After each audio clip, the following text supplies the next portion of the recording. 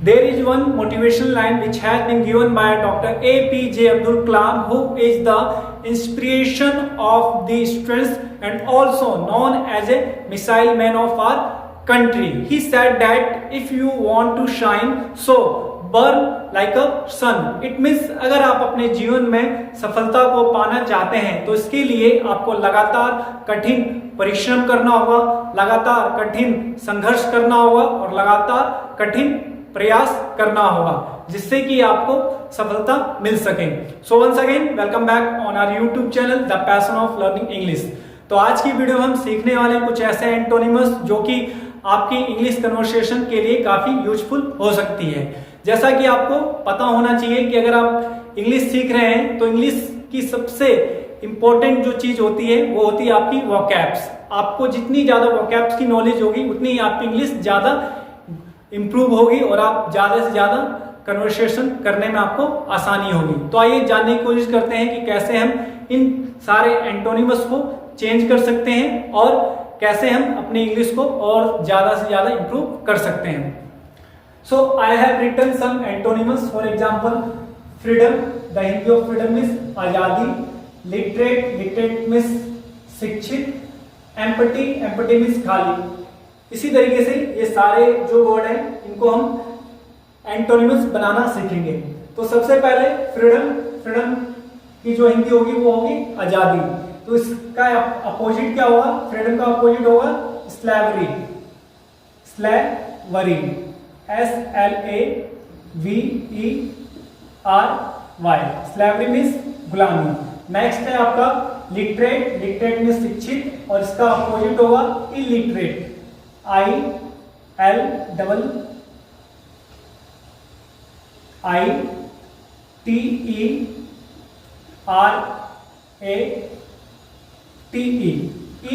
Illiterate.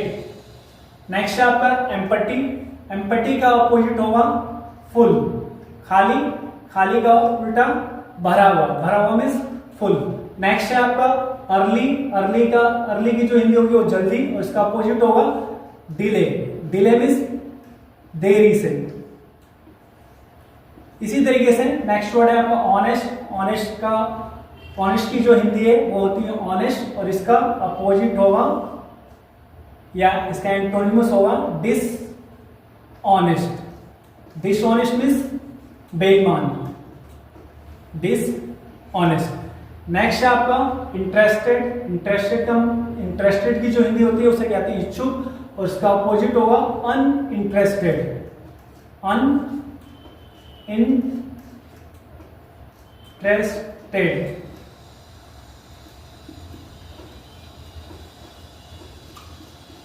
Uninterested.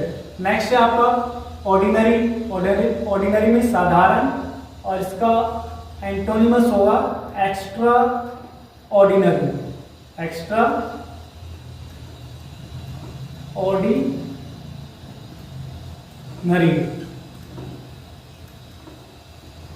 Next है आपका fortunate, fortunate means भाग्यवान एंड ऑल्सो भाग्यशाली and the opposite of it unfortunate, unfortunate, unfortunate. Next general, general में सामान्य and the opposite of general will be particular, particular means विशेष या खास, particular.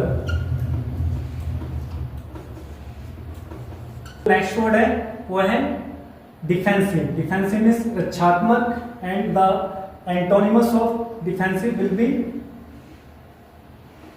Offensive, offensive means आक्रामक, OFFENSIVE,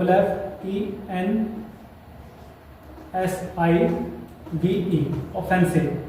नेक्स्ट है हमारा सिंपल, सिंपल मीन्स सीधा and the opposite of it complicated, complicated, complicated means कठिन। नेक्स्ट है हमारा मोटल, मोटल का अपोजिट होगा इमोटल, IMMORTAL,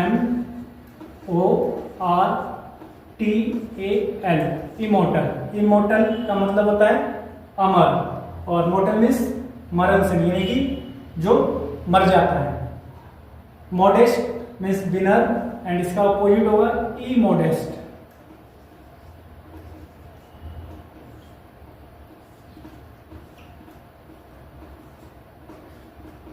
इमोडेस्ट मीन्स जिसके अंदर दया ना हो या निर्दयी। नेक्स्ट है आपका मच। मच की जो हिंदी है वो बहुत, और इसका ऑपोजिट क्या होगा लिटल, LITTLE, लिटल। तो जो हमारा नेक्स्ट वर्ड है वो है परमानेंट। परमानेंट का जो एंटोनिमस होगा वो क्या होगा टेम्पररी, TEMPORARY,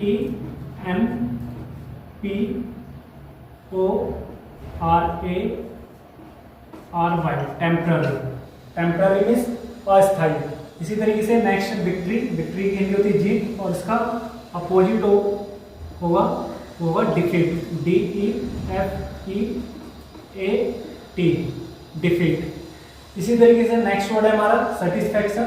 सेटिस्फैक्शन की जो हिंदी होती है वो संतुष्टि, और इसका अपोजिट होगा अनसेटिस्फैक्शन।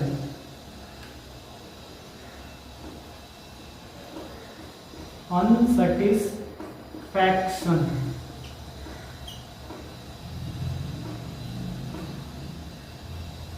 इसी तरीके से नेक्स्ट वर्ड है आपका स्मूथ।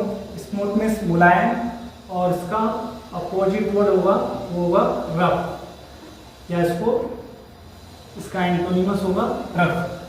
नेक्स्ट है सेंसिबल। सेंसिबल की जो हिंदी होती है विवेकशील, और इसका अपोजिट क्या होगा सेंसलेस, विवेकहीन। सेंसलेस का मतलब होता है विवेकहीन। नेक्स्ट है आपका मैक्सिमम। मैक्सिमम का मतलब अधिकतम, और इसका अपोजिट क्या होगा मिनिमम,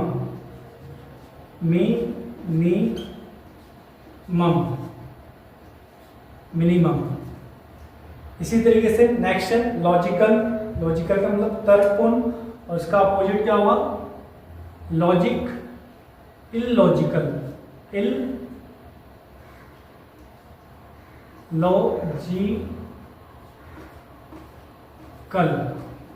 इलॉजिकल मीन्स तर्कहीन। So these are the antonyms. I hope कि आपको ये एंटोनिमस समझ में आए होंगे, और आप अपने इंग्लिश में इसका यूज भी करेंगे। So thank you so much for watching this video.